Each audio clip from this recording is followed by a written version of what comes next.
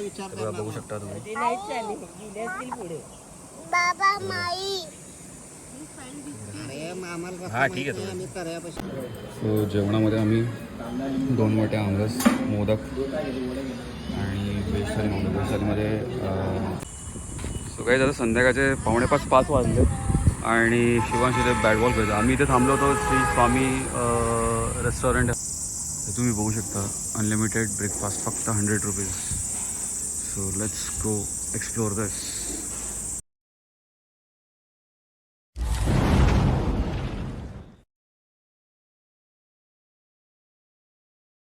So काही सकाळचे 9:15 झाले, 9:15 9:30 आणि आपण आता नाश्ता करायला थांबलो कालच्याच आपल्या दुपारच्या जेवणाच्या स्पॉटला, बाबूचा धाबाला. खूप सुंदर जेवण आणि नाश्ता सगळं इथे मिळतो. सो आता मी घेतला आहे शिरा आणि घावणे चटणी आणि शिवांश पण घावणे खातो आहे. सो आता नाश्ता करून आपण इथून निघणार आहोत पोखरबावच्या गणपती मंदिर आहे तिथे, त्याच्यानंतर नापणेचा काचेचा पूल आणि नंतर मग towards Mumbai. So let's see कसा होत आहे. सो काही आता दुपारचे 11:30 झालेत आणि आम्ही पोचलो आहोत नापणे धबधबा, म्हणजे जिथे काचेचा पूल आहे. महाराष्ट्रातला पहिला काचेचा पूल बांधला गेला. आय थिंक याला वर्षभर झाला असेल. सो आता आम्ही तिथे आलो. तुम्ही बघू शकता मागे बोर्ड वगैरे गेलेला आहे आणि वैभववाडीच्या आधी आहे हा. सो आपण जाऊन बघूया चला. सो तुम्ही बघू शकता 25 व्यक्ती म्हणजे 25 पीपल्सच जाऊ शकतात एका वेळी, असा हा धबधबा आहे. म्हणजे ब्रिज आहे, या ब्रिजवर तुम्ही उभं राहू शकता आणि हे काही रूल्स रेग्युलेशन्स आहेत ते तुम्ही फॉलो करा. आणि हा समोर आहे काचेचा पूल. सो चला जाऊया आपण. आणि पाणी पण आहे बऱ्यापैकी आत्ता मे महिन्यात. सो चला. सो हा असा एकंदरीत काचेचा पूल आहे आणि बघू शकतो तुम्ही खाली काच आहे. पावसाळ्यात म्हणजे हा स्पॉट एकदम भरलेला असतो. आत्ता 1-1.5 वर्ष झालं आणि समोरही बऱ्यापैकी मस्त पाणी आहे. बघू शकता पब्लिक गेली. आपण पण तिथे जाऊया आणि थोड्या वेळ पाण्यात बसूया. लेट्स पहिला हा ब्रिज बघूया आणि त्या एंडपर्यंत आपण जाऊया. सो छान बांधलं आहे, म्हणजे एक आकर्षण. आणि मला वाटतं हा मेन धबधबा आहे, नापणे धबधबा. तुम्ही बघू शकता इथे मेन धबधबा आहे वाटतं. सो इथे गर्दी असणार पावसाळ्यात हमखास. सो आता मे महिन्यातही बऱ्यापैकी पाणी आहे. आणि हा एक काचेचा ब्रिज, महाराष्ट्रातला पहिला काचेचा पूल श्री माननीय नितेश राणे यांच्या मार्गदर्शनाखाली हा बांधण्यात आलेला आहे. आणि तुम्ही बघू शकता हे आपले कोकणचे सुपुत्र त्या समोर उभे आहेत. सो हा असा एकंदरीत काचेचा पूल आहे. सो गाईज आता मी इथे बसलो आहेत आणि नैसर्गिक फिश स्पा करतो आहे. म्हणजे जसं आपण गोव्याला किंवा मालवणला गेल्यानंतर आपल्याला त्याच्यासाठी त्या 10-15 मिनटासाठी 100 रुपये देतो, तेच तुम्ही बघू शकता इथे आम्ही नैसर्गिक करते. अगदी मस्त मासे ते पायाला तुमच्या फिश स्पा लागते. दाखवतो मी तुम्हाला एकदा. बघू शकता तुम्ही. बाबा माई हा ठीक आहे. आम्ही तऱ्यापाशी थांबतो, ते नापण्याचा थांबतो. खाली पण फिश स्पा घेते आता. सो हे गाईज दुपारचे 1:30 वाजल्यात आणि आता आपण पोचतो पोखरबाव श्री सिद्धिविनायक गणपती मंदिर जे आहे देवगडमध्ये. चला आपण दर्शन घ्यावं गणपती बाप्पाचं. सो हेच ते आहे गणपती मंदिर, गणपती बाप्पा श्री देव पोखरबाव श्री सिद्धिविनायक गणपती मंदिर.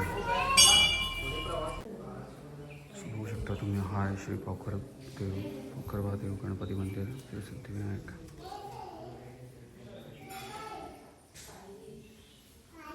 सुंदर असं मूषक वाहन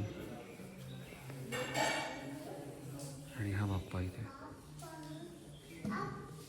आणि या मंदिराचं वैशिष्ट्य म्हणजे जे खाली पाणी वाहतं ते खास लोक त्यासाठी येतात बघायला. सो इथून खाली जायचं आहे आणि स्पेशली पावसाळ्यामध्ये ते बघण्यासारखं असतं. सो बघू शकता तुम्ही इथे संत गजानन महाराज, श्री दत्त आणि गगनगिरी महाराजांची छोटी छोटी मंदिरं आहेत.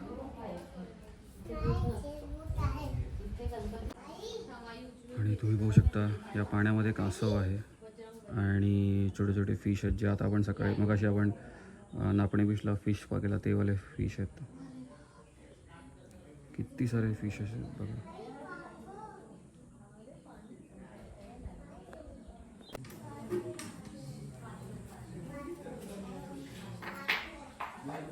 कसली कासवाची मूर्ती आहे?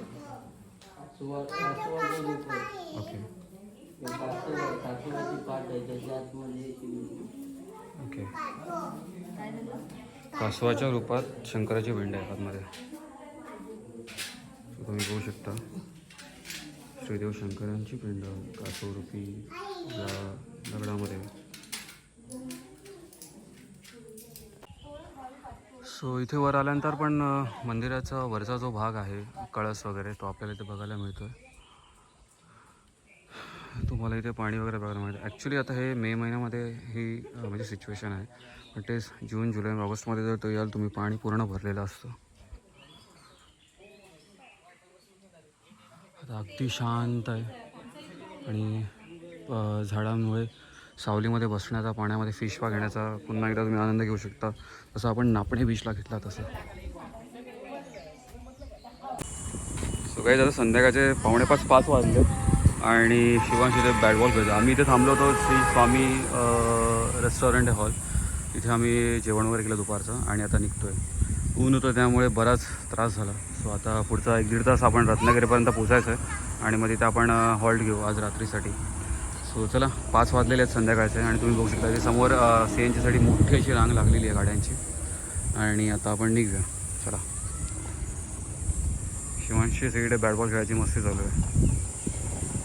सो गाईज आता रात्रीचे ऑलमोस्ट 9 वाजले आहेत आणि आम्ही आलेलो आहोत एका हॉटेलमध्ये जेवायला. आणि हॉटेलचं नाव काय? झरीवाडी वाटतं. झरीवाडी म्हणून आहे, मुक्काम पोस्ट झरीवाडी म्हणून आहे. आणि हे आहे रत्नागिरी जिल्ह्यामध्ये हातकंब्याच्या जस्ट आधी, म्हणजे हातकंब्याच्या आधी 3-4 किलोमीटर आधी. आणि इतकं सुंदर ॲम्बियन्स आहे इथला, मी तुम्हाला दाखवलं. सेम कोकणातला फिलिंग येतो. सो तुम्ही बघू शकता चप्पल पण आम्हाला बाहेर काढायला लावली, म्हणजे आम्हाला म्हणजे सगळ्यांनाच. आणि असा चिऱ्यांचा बांधकाम आहे, चिरणाने सारवलेल्या भिंती आहेत, त्याच्यावर वारली पेंटिंग आहे. आणि आपलं कोकणातला जो दशावतार आहे त्याचं सगळं म्हणजे छोटी छोटी रूपं दाखवलेली आहेत. आणि सुंदर असं मस्त ॲम्बियन्स आहे. आणि इथे बसायला पण खाली सिटिंग आहे.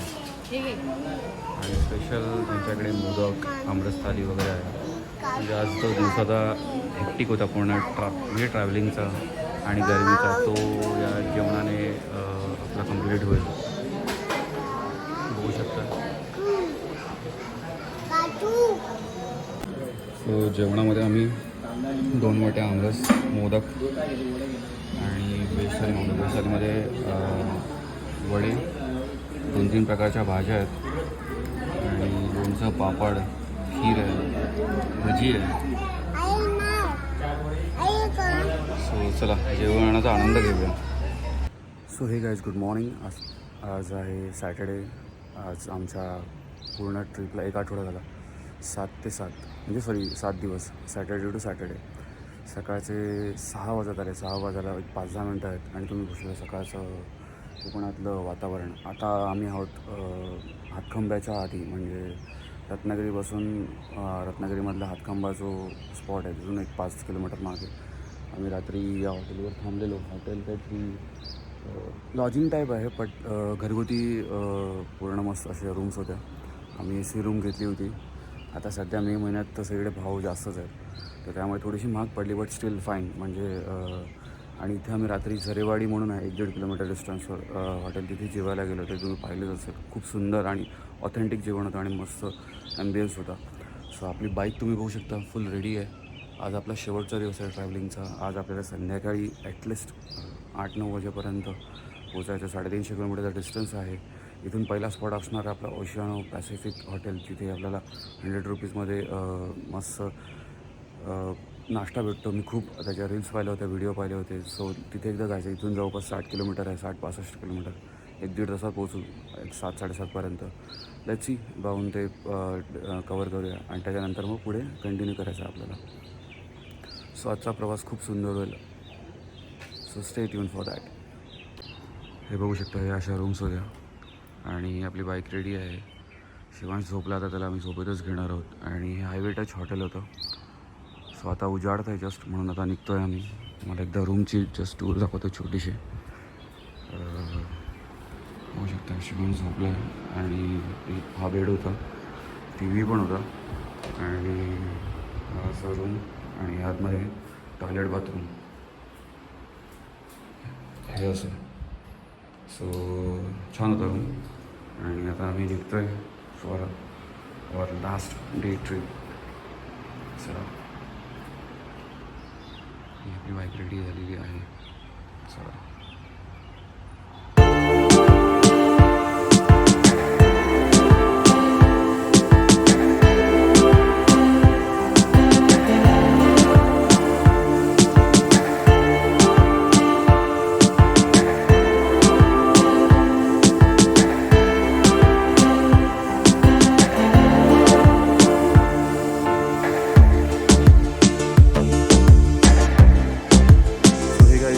सकाळचे 7:15 झाल्यात आणि आपण बरोबर 7:15 तासात पोचलो.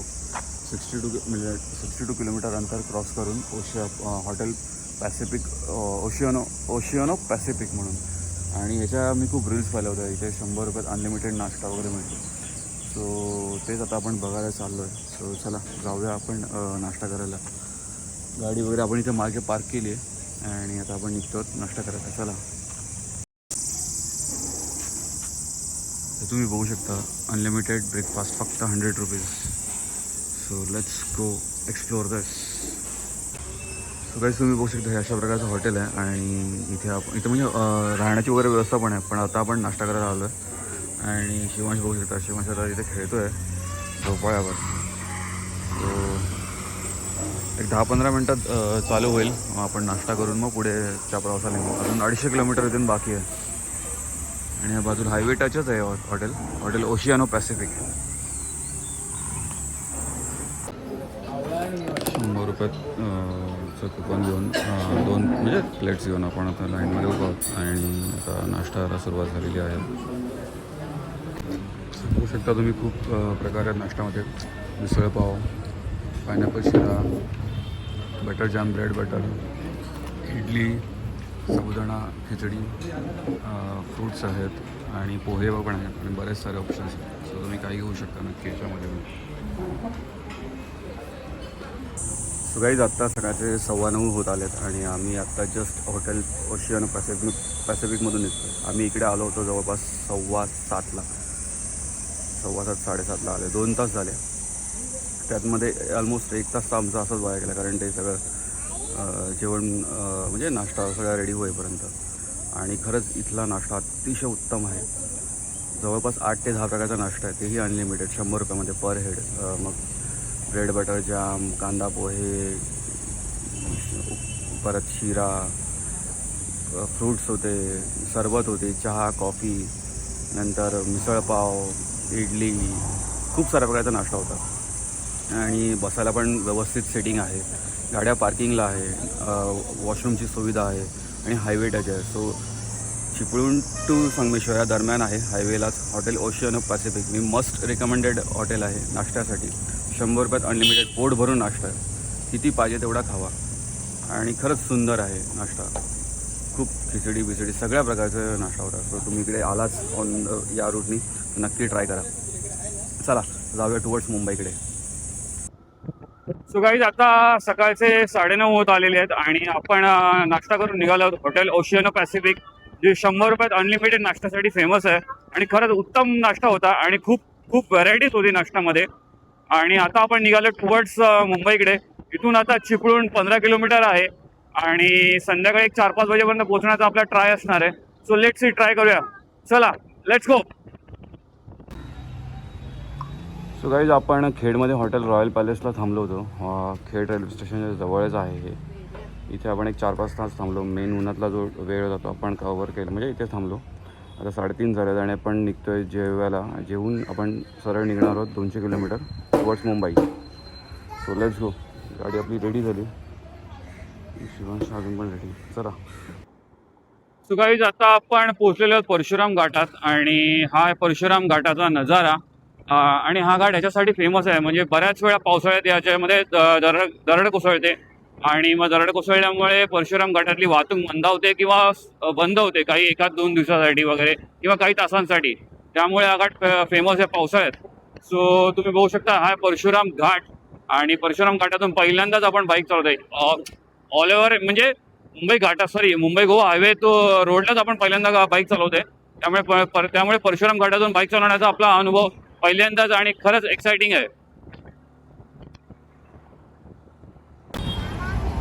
गाईज आता आम्ही हॉटेल बालाजीमध्ये इथे थांबलो होतो, जे हायवेला आहे साईडला. हे 1 तासभर गेला आमचा जेवायला आणि आता आम्ही निघतोय. ऑलमोस्ट 5 वाजत आले आहेत आणि 4-4:30 झाले. आम्ही निघतोय आता टुवर्ड्स मुंबईकडे. 200 किलोमीटर आता डिस्टन्स आपल्याला कवर करायचं. Let's go. So guys finally आपण टनलमधून चालली आपली बाईक आणि हा बोगदा आता आपण मला वाटतं महाडचा बोगदा आहे. म्हणजे महाड आता इथून 10-15 किलोमीटर आहे. सो बघू शकता बोगद्यामधून आपली गाडी चालली आहे पहिल्यांदा टनलमधून. आपण पुणे एक्सप्रेसवेला बऱ्याच म्हणजे बँगलोर हायवेला बऱ्याच वेळा टनलमधून गेले, पण मुंबई गोवा हायवेला टनलमधून पहिल्यांदा चाललो आहे आपण. मार लाईट शिवाय.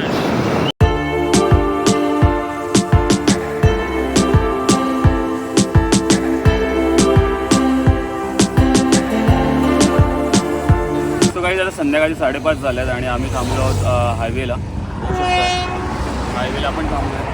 जस्ट रेस्ट घेतली आहे आणि एक 5 मिनिटाचा ब्रेक. आता हार्डली एक 100 किलोमीटर राहिलं आहे पनवेल आणि 140 किलोमीटर ऐरोली. सो आपण मला वाटतं आता माणगावला जरा ट्रॅफिक भेटेल असा अंदाज आहे. त्यामुळे मला वाटतं रात्री आपण 8:30-9 पर्यंत पोहोचू. लेट्स सी कसं अंतर कवर होतं आहे. चला निघूया पुढच्या प्रवासाला. तरी शिवांचं एकच काम, फक्त क्रिकेट. ओनली क्रिकेट प्रेमी. यायला नको मारू वेड्या. सो काही आता रात्रीचं ना ऑलमोस्ट 8 वाजलेत आणि आम्ही आलेलो आहोत आता म्हणजे थांबलो आहोत इथे काय म्हणतात पेणच्या आधी. पेण जवळपास इथून 10 किलोमीटर आहे आणि इथून माझ्या मागे गॅरेज बघताय कुलस्वामिनी ऑटो गॅरेज. इथे गाडी अचानक बंद पडली आणि चालूमध्येच बंद पडली. म्हणजे ती आधी एक 15-20 मिनटं आधी तसा संकेत दिलेला आहे आणि मला जो डाऊट होता तोच झाला. मला पहिले वाटलं की बॅटरीचा इश्यू असेल, पण नाही, ती स्पार्क प्लग उडाला होता. असंच एकदा आम्ही आधी गुजरातवरून येताना असा इश्यू झालेला आणि मला टेन्शन होतं. शिवान जरा सोबत होता आणि आता काळोख झाला त्यामुळे. बट लकीली गुगलवर फटाफट नंबर मिळाला. माझा मित्र पण इथेच पुढे जातो की पनवेलला, तो पण यायला रेडी झालेला मला घ्यायला. पण त्या गॅरेजवरचा नंबर भेटला. तो पुढे गेलेला घरापर्यंत 10 किलोमीटर नागून नेला, पण तो परत आला. आम्ही त्याला रिक्वेस्ट केली आणि त्याने फटाफट आम्हाला ते स्पार्क प्लग त्याला बघितला. बॅटरी तर बरोबर होती, स्पार्क प्लग चेंज केला आणि स्पार्क प्लग टाकला आणि गाडी व्यवस्थित चालू झाली. सो मला वाटतं आता गाडी जवळपास 1,500 किलोमीटर चालली आहे या आठवड्याभरात आणि तो स्पार्क प्लग खूप जुना पण होता. त्यामुळे तो आय थिंक गरमीमुळे वगैरे जळाला. सो असं होतंच काही ना काही ट्रॅव्हलिंगमध्ये छोट्या मोठ्या गोष्टी.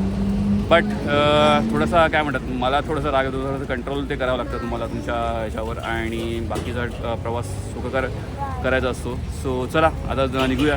पुढच्या 1-1.5 तासात आपण पोचू. गाडी आता थोडंसं 50-60 किलोमीटरमध्ये म्हणजे 50-60मध्येच चालवली पाहिजे, 70-80च्या ऐवजी. सो चला निघूया. सो हे गाईज फायनली आपली जी कोकण राईड होती 7 दिवसांची, सॅटर्डे टू सॅटर्डे, 7 पण नाही म्हणजे 8 दिवस पकडू शकतो मी.